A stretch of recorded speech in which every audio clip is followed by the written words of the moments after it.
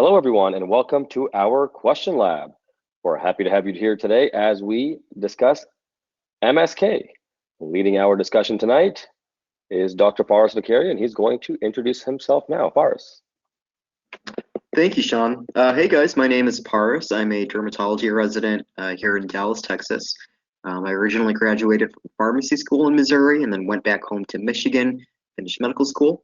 I also am an RX coach with USMLE RX, so I work one-on-one with students to help prepare them for the USMLE Step 1 and Step 2 CK as well, and I'm happy to help lead tonight's session. What you should know for now, though, is as we tackle all four of these questions this evening, we will be using the same methodology that we use in RX Coach. So with that, let's go ahead and begin with our first question on MSK. As you can see, the answer choices are covered up. That is by design. We do that because we don't want the answer choices to guide or dictate your thought process. And we don't want you to see an answer choice that you may be unfamiliar with, which may cause you to panic before you even read the question. So I've gone ahead and covered those up for you. After that, we will read the lead-in, which is the last sentence or the question itself. And we do that first. This way you will know what the test writer is asking as you read the vignette, so you can pick up on all of those relevant clues. So let's go ahead and read that lead-in now. Which of the following disorders has joint fluid leukocyte counts most similar to the one from this patient? Which of the following disorders has joint fluid leukocyte counts most similar to the one from this patient? Once we read the lead-in, we like to ask students how many steps they believe this question will require. This allows them to keep an organized thought process and not make any careless errors. An example of a one-step question could be where you ask for the diagnosis. An example of a two-step question could be where you ask for the treatment for a diagnosis. And an example of a three-step question could be where you're asked for the mechanism of action for a treatment for a diagnosis. So with those examples in mind, please let us know in the question box how many steps you believe this question will require. All right, I see the responses coming in. Let's take a look at that vignette. A 70-year-old woman comes to the emergency department because of a one-day history of acute onset left knee pain. She underwent arthroplasty of the same knee 2 weeks ago. Her temperature is 38.2 Celsius or 100.8 Fahrenheit.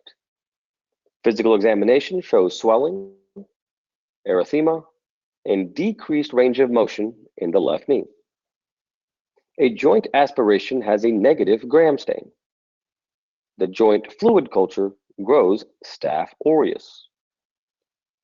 Which of the following disorders has joint fluid leukocyte counts most similar to the one from this patient? I want all of you to start thinking about the relevant clues in the vignette and lead-in as I hand it off to Paris. Thank you, Sean. So what we're going to do is we're going to go ahead and show you what we think are the important clues in this vignette and the lead-in, okay? So starting off with the vignette, 70-year-old woman. Generally, demographics are going to be the first thing that's given to you, and that kind of helps clue you in as to what may be going on, what things and what disease processes should you be considering, okay? Then they usually tell you, what's the main issue going on. In this case, it's acute onset left knee pain, okay? Why did they come to the hospital? Why did they come to the ER? And then also, they usually tell you how long it's been going on. Is it acute? Is it chronic? So always important to make note of that, okay? Now in this question, they also give us some additional past medical history that's relevant. They tell us about an arthroplasty, okay? They give us some vital signs and some abnormal physical exam findings. Also important to make note of that. And then they give us some additional diagnostic workup. They give us some information about a joint aspiration and a joint fluid culture. So obviously it's going to be important to highlight those and make note of those, because that's really what's going to help you out here, okay?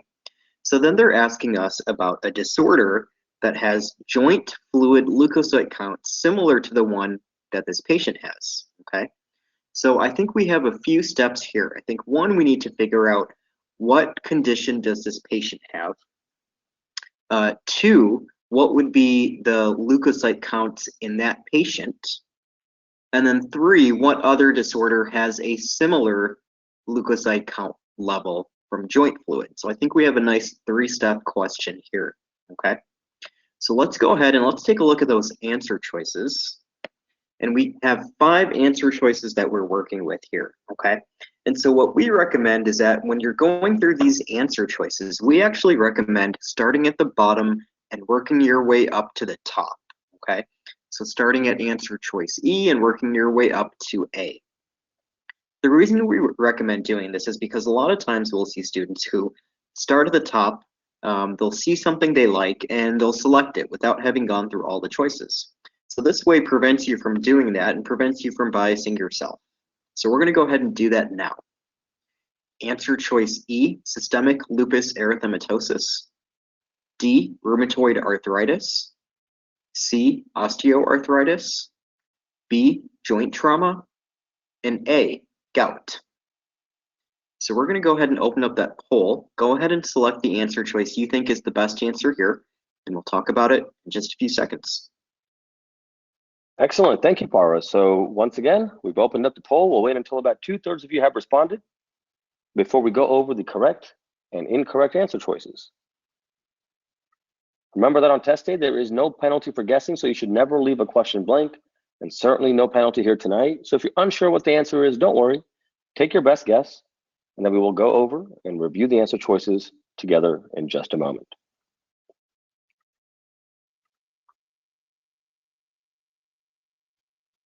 See the responses coming in. We'll give all of you a few more seconds here. Excellent. Let's see what you selected. It was pretty close. So 25% of you selected joint trauma. So that was the most popular answer choice. And second place was rheumatoid arthritis, and gout and osteoarthritis were tied for third place. So let's take a look and see what the correct answer is. And the correct answer is A, gout, and 21% of you got it right. It was a challenging question indeed. Let's hand it off to Paras so he can explain it to us. Paras. Thank you, Sean. Yes, definitely a tough answer and tough question here. So what's going on in this patient? Well, we know this patient had an arthroplasty or a knee joint replacement a couple weeks ago, okay? And now she's having acute onset left pain in the knee pain 2 weeks later, okay? So I think it's fair to think of an infection, especially a prosthetic joint infection, okay? We do know that there is Staphylococcus aureus growing in the fluid culture. We know she has fever, she has joint pain and swelling and redness, so probably septic arthritis or prosthetic joint infection, okay? The best diagnostic testing is a joint aspirate and joint culture, which they did. And in septic arthritis, usually your white blood cell count is typically very high. So on the next slide, we have a couple images that are a little helpful. You can see there that Staphylococcus aureus is a very common cause of septic arthritis, okay? And you can see there that the white blood cell count is generally pretty high, okay? So with prosthetic joint infections or septic arthritis, your white blood cell count should generally be at least over 20,000, okay? And you can see there another condition that may have similar elevations would be gout or pseudogout, okay? A white blood cell count less than 2,000 would indicate something like trauma or osteoarthritis, something that's not inflammatory. And something that's greater than 2,000 but not super high would be something that's inflammatory, like rheumatoid arthritis or lupus. And then specifically over 20,000 is when we start talking about gout, pseudogout, and septic arthritis, okay? So hopefully you guys can see, knowing what, what septic arthritis would look like in terms of its leukocyte count, and then what similar conditions you would see. This is a nice 3-step question here. We'll quickly go back to the question. I think we talked about all the other answer choices, but you can see that rheumatoid arthritis and systemic lupus would have white blood cell counts between 2,000 and 20,000, and then gout and joint trauma joint trauma and osteoarthritis would have white blood cell counts less than 2,000. So nice job with this question. Definitely a tough question. Excellent. Thank you, Paras. Great job, everyone. It was a tough question, but we're here to learn together. So let's move on now to our second question of the evening on MSK. Once again, the answer choices are covered up, and that is by design. And as always, we will begin with the lead-in. Which of the following is the most likely diagnosis? I'll give all of you a moment here to let us know in the question box how many steps you believe this question will require. And then we'll read the vignette.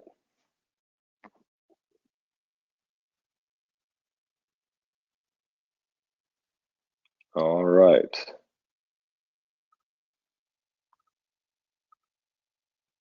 Let's take a look at that vignette. A 65-year-old man comes to the physician with worsening weakness over the past several months.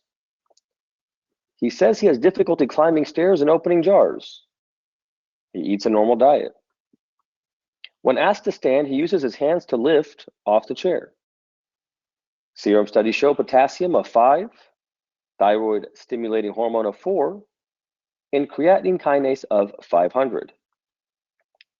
Erythrocyte sedimentation rate is 15, and C-reactive protein is 32.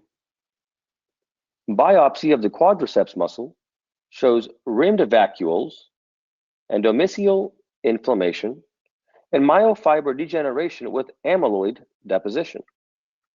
Which of the following is the most likely diagnosis? Once again, I want all of you to start thinking about the relevant clues in the vignette and lead-in as I hand it off to Paras. Thank you, Sean. We're going to go ahead and show you again what we think are the important clues in this vignette and the lead-in. Okay, so we have a 65-year-old man this time. And why is he coming to his doctor? Well, he's got worsening weakness. How long has it been going on for? Several months, they tell us. So all important, a lot of important information just in that first sentence. Okay. They then give us a little bit more information about his history of present illness. He has some issues climbing stairs, opening jars. He uses his hands to get out of a chair.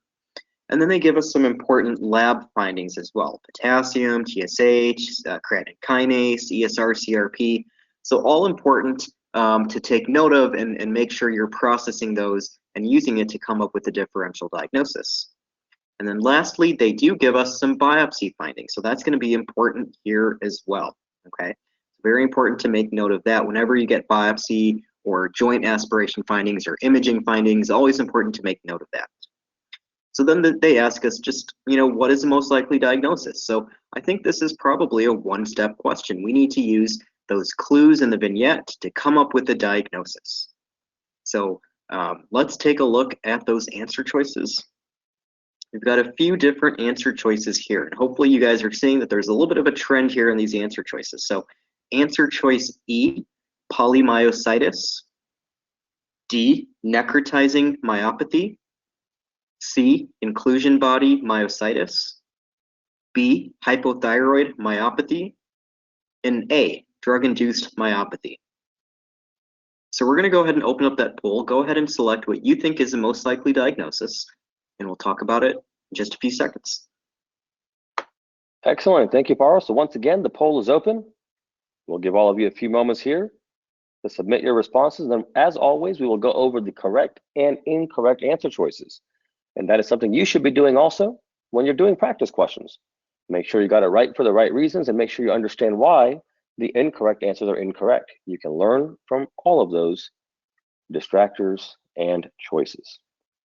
As always, we do have a special offer and a raffle for you at the end, so make sure you stick around because you must be present to win. And we also have a webinar tomorrow with Dr. Tao Li and Dr. Paras Bakaria on the topic of cardiology, and we'll share that link with you in the chat box. You can register, and we hope to see you then. All right, let's take a look and see what you selected. 37% of you selected inclusion body myositis, and 46% of you selected E, polymyositis. E was clearly our most popular answer choice. Let's take a look and see what the correct answer is. And the correct answer is C, inclusion body myositis. And 37% of you got it right. So another challenging question. Let me hand it off to Paras so he can explain to us why. Paras. Thank you, Sean. Definitely a tough question here. So let's take a look at what's going on. So this patient likely has inclusion body myositis. So why is that? Well, we know that this patient has lower weakness extremity, lower extremity muscle weakness, okay? Difficulty climbing stairs, using his hands to lift off the chair when he's trying to stand, and also a little bit of um, upper extremity weakness as well with the opening jars, okay? This patient also has an elevated serum creatinine kinase, and what's most helpful are the biopsy findings. So rimmed vacuoles, endomesial inflammation, and myofiber degeneration, okay? So let's take a look at the next slide. And what we'll see here is a little bit of information on inclusion body myositis, okay? You can get distal lower extremity weakness, primarily, along with a little bit of upper limb weakness, okay? Your serum CK will be elevated. And then most helpful is on muscle biopsy, seeing these rimmed vacuoles. And you can kind of see on that right picture, you can kind of see those whitish areas inside of the muscle fiber that are being rimmed by those blue purplish dots. Okay, that's called rimmed vacuoles. And you can also see that there's myofiber degeneration on that left-sided picture. So you can see that one muscle fiber at the very bottom at 6 o'clock that just doesn't look very healthy like the other ones, okay? So that's pretty specific. The rimming of the vacuoles, along with the other changes, definitely points you towards inclusion body myositis or myopathy, okay? So let's take a look at the other answer choices and maybe why those are less correct. So polymyositis would be probably another diagnosis to have on the differential diagnosis list and probably at the very top as well. So this also presents with symmetric proximal muscle weakness. You would also have elevated CK, okay? The CK may be a little bit higher in polymyositis than inclusion body myositis. The other thing is you wouldn't really have rimming of the vacuoles on polymyositis. So that's not a histologic feature of polymyositis. So a tough question here, but definitely one thing that helps differentiate those two. Okay. Necrotizing myopathy, that is also a myopathy with upper and lower extremity weakness. The thing is, it's less inflammatory, it's more necrotizing, so you wouldn't really see that inflammation like the endomesial inflammation that they tell us about. So that's more necrotizing rather than inflammatory. Answer choice B, hypothyroid myopathy. This also presents similarly with proximal muscle weakness, but you should also have some signs and symptoms of hypothyroidism. So weight gain, fatigue, dry skin, feeling cold, and then also an abnormality in the TSH. And here we can see that that TSH is actually normal. So B is likely not a good answer choice. And lastly, answer choice A, drug-induced myopathy. That would be something like acute muscle weakness, so not something that's been going on for a few months. And then also something in the setting of medication use. So either cholesterol lowering medications like statins or corticosteroids, none of which we're told about here. So less likely that this would be the correct answer. So definitely a tough question here, but nice job on working through this question. Excellent, great job everyone. Another challenging question. We've talked about RX Coach earlier, and I want to spend a little bit of time just letting you know what it is. RX Coach is our tutoring and coaching program. So we help you make personalized study plans, whether you're currently in school and just studying for block exams or taking classes, or whether you're studying for a comp exam or a specific subject shelf exam, or of course for your USMLE or COMLEX 1 or 2. So what we do is if you're studying for a board exam, we will administer one of our assessments. And then based on that assessment, we'll come up with a personalized study plan. If you're not studying for a board exam, we'll use your syllabus, your class schedule, and your resources to help you come up with a personalized study plan that way. Then we'll work with you individually to ensure that you are we're able to identify your knowledge gaps and then bridge them, as well as work on your test taking skills. And we've had a lot of success with our program. And I actually had a conversation today with a student debating between, should I take a USMLE review course or should I sign up for tutoring? And my answer to this student was the same thing what I'd like to tell you, which is USMLE review courses have the assumption that everybody is going to learn at the same pace at the same time. And they tend to be pretty intense. So if you fall behind, you're behind, and it's really, really hard to catch up. Whereas with us, we personalize the plan based on the pace at which you learn, and then we make sure you know how to apply it also. So the individuality of it is really important. Now, students always say, my friend said to do this, or my friend said to do this, or I read this on Reddit. Remember that everybody is different. Your friends are different from you. You all learn differently, you think differently, you have different strengths and weaknesses, and you apply what you know differently. The beautiful part about RX Coach is we take the individuality into consideration as we personalize and tailor a study plan for you. And if you're interested in working with one of our coaches like Faris or Brian, please reach out to us, rx-coach or rx-coach.com. Set up the free consultation so we can talk about the program and how it can benefit you. We'd love to have the discussion and see if our program is the right fit. So with that, let's go ahead and move on to our third question of the evening. For those of you wondering, next week's topic is immunology, and tomorrow's webinar, Secrets of the USMLE Cardiovascular Edition, will be held at 8 p.m. tomorrow, and that link to register is in your chat box already. And here we go with our third question on MSK. As always, the answer choices are covered up, and we will begin with the lead-in. Which of the following organisms releases a toxin with a mechanism of action similar to the one produced by the pathogen used in this attack? Which of the following organisms releases a toxin with a mechanism of action similar to the one produced by the pathogen used in this attack? I'll give you all a few moments here to let us know in the question box how many steps you believe this question will require, and then we'll read the vignette.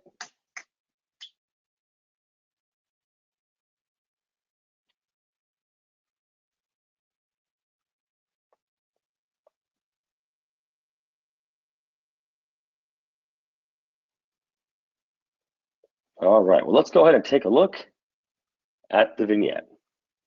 A 37-year-old male firefighter presents to the emergency department after responding to a suspected bioterrorism attack. Physical examination reveals skin sores on the face, neck, and arms. The patient says the sores are painless. An image of the ulcer is shown.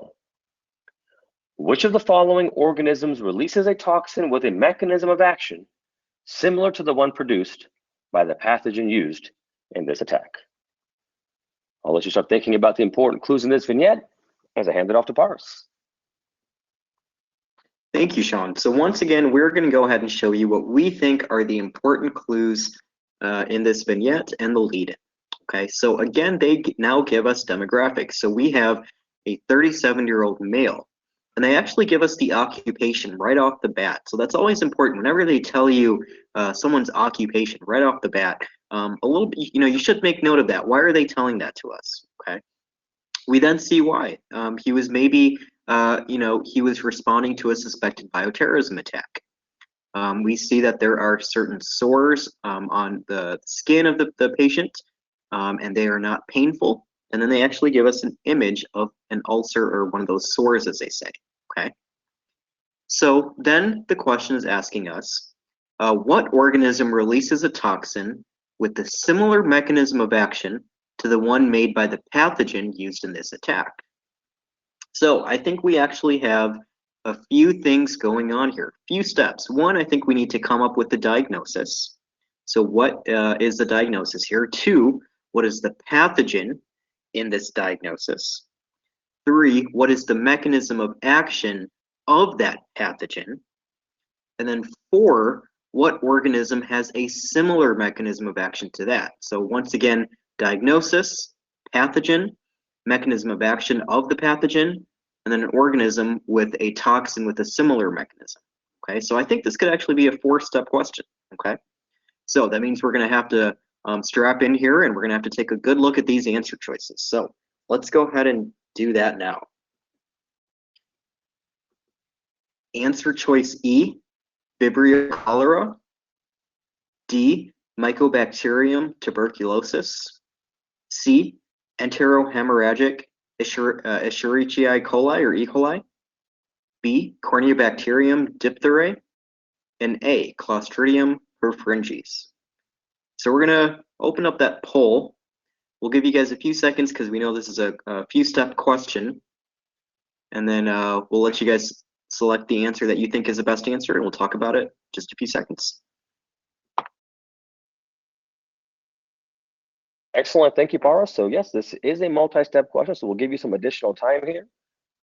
As always, do keep in mind that we have a raffle and a special offer at the end, but you must be present to win, so make sure you stick around.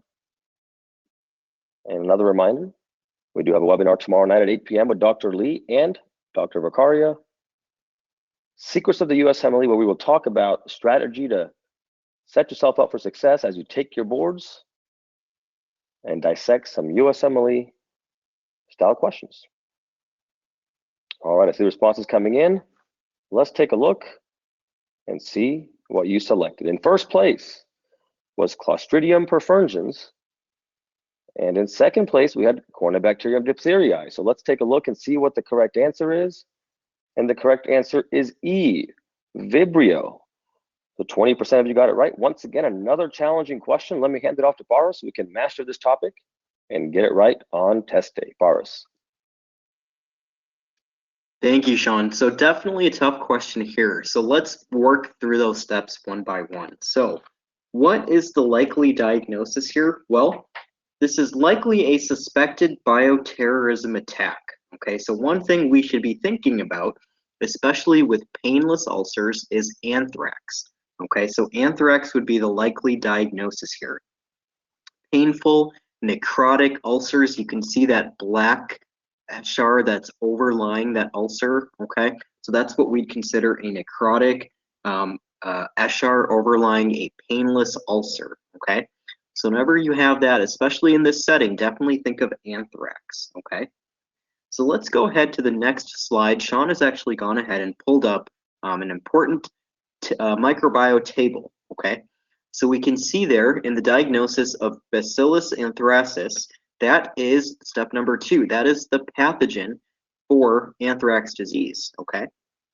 We can see that the toxin is anthrax toxin. And we can see that what that does is that mimics adenylate cyclase to increase CAMP.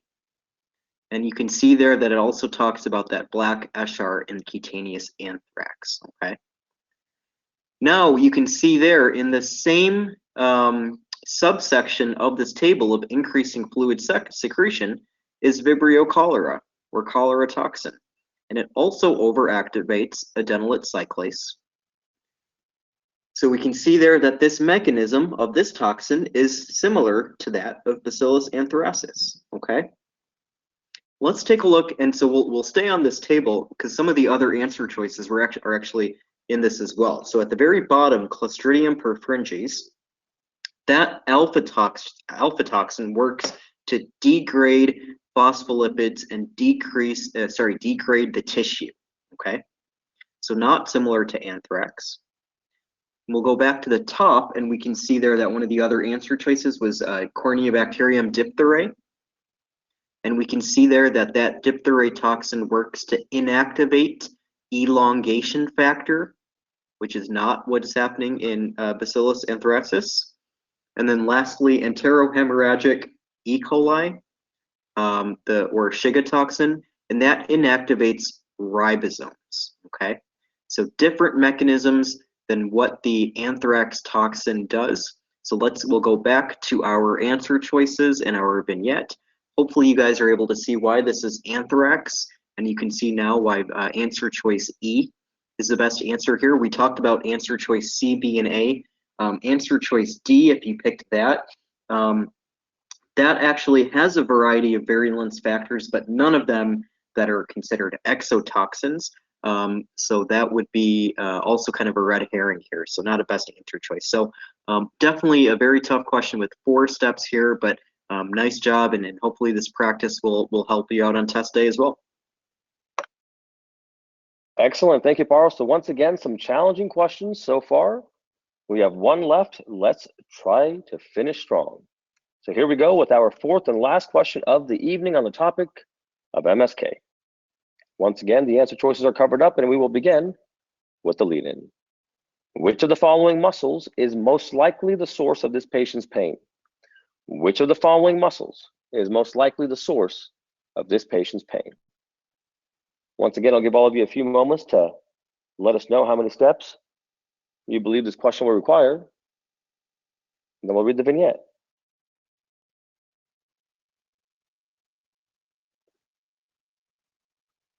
All right. A few more seconds here.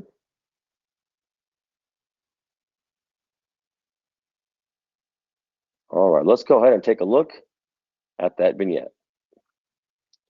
A 22-year-old man who was a baseball pitcher comes to the physician because of back pain that started about a week ago after practicing a new pitch. The pain is located in his middle back and is worse when coughing or laughing. On examination, deep palpation on the right side just lateral to the spinous processes at about T11 to L1 reproduces the pain. There is full range of motion, but twisting or bending laterally to the left side increases the pain. Which of the following muscles is most likely the source of this patient's pain? Once again, please start thinking about the important clues in this vignette as I hand it off to Paras. Thank you, Sean. So once again, we're going to go ahead and show you what we think are the important clues in this vignette and the lead-in. And so, this is our fourth time kind of highlighting these questions and showing you what we think are important in the vignette and the lead-in. And hopefully you guys are able to get a sense kind of what we think are important to highlight, maybe what's okay not to highlight, so that when you go back and take a look at these, you've really highlighted just the important stuff, so that if you go back, you can save time, and you're also able to process the information a little bit better from that you've highlighted, and you can kind of use that to figure out what's going on.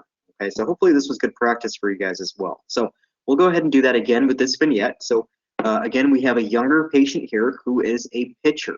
Okay, they're telling us why did he come to the doctor? Because he had back pain. How long has it been going on for? A week ago. Okay, so they then give us some additional clues and some information about this back pain, things that make it worse, things that make it better, where is the pain located, physical exam findings, all important to help figure out exactly what's going on. Okay, so then they're asking us the muscle that's most likely the source of this pain. So I think this could be a one-step, maybe a two-step question. I think using the information in the vignette to figure out maybe what the muscle is that they're talking about that is affected. So I think this could just be a one-step question. So let's go ahead and take a look at those answer choices. And once again, we're going to start at the bottom and we're going to work our way up to the top. Answer choice E, serratus posterior superior muscle. D, serratus posterior inferior muscle. C, rotatorius spinae muscles. B, intercostal muscles. And A, erector spinae muscles. So we're going to go ahead and open up that poll. Go ahead and select what you think is the most likely source of the patient's pain. We'll talk about it in just a few seconds.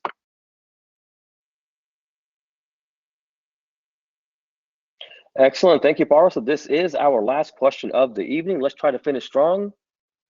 As always, we do have a raffle and special offer, so make sure you stick around until the end because you must be present to win. Reminder once again that next week's topic is immunology, and tomorrow night, the secrets of the USMLE cardiovascular edition. I see the responses coming in. We'll give all of you a few more seconds here.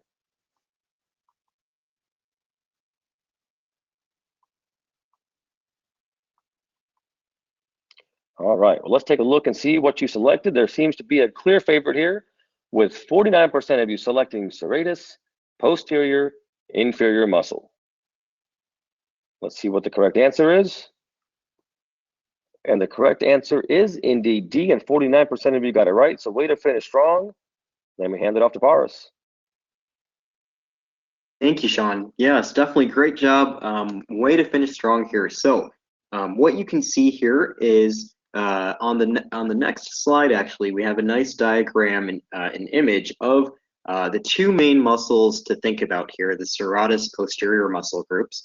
And on the next slide, I think we have an image actually that can help as well. So you can see there that the muscle involved here is at the very bottom. Okay. So this lies underneath your lat muscles or your latissimus dorsi in the mid-back. And you can see that it's in the lower thoracic to lumbar area, okay? So this patient likely strained the muscle while rotating that area to throw baseballs, okay? We know that the pain, they said, is reproducible on T11 to L1, and that's kind of where this muscle sits, T11 to L2. So definitely in the right area as well, okay? You can see that the serratus posterior superior muscle is much higher up, and that's goes from C7 to T3. So definitely higher up, okay? So let's take a look back at the other answer choices, why those are incorrect. The rotator spinae muscles, those are located along the vertebrae from the transverse processes, and they're more involved in posture. The intercostal muscles are between the ribs and less so in the back areas. And then lastly, the erector spinae muscles they run the length of the spine and are involved in back and head extension. So also less likely to be correct here. So great job on this question, and hopefully you guys were able to learn a little bit about MSK today.